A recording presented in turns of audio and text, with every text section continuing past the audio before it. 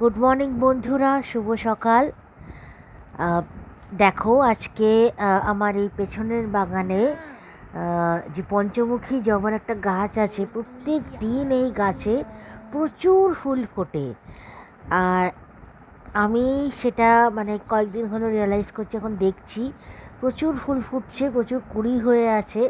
তো লাস্ট কদিন আমি তুলতে পারিনি কারণ আমার শরীরটা ভালো ছিল না।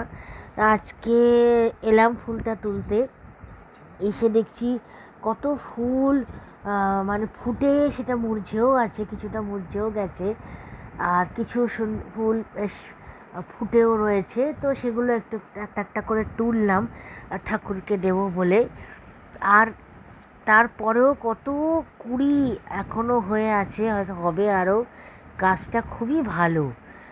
আর এত ভাল লাগছে সকালবেলা এই সকাল সকাল এসে ফুল তুলতে, বেশ মনটা ভালো হয়ে যায় বলো।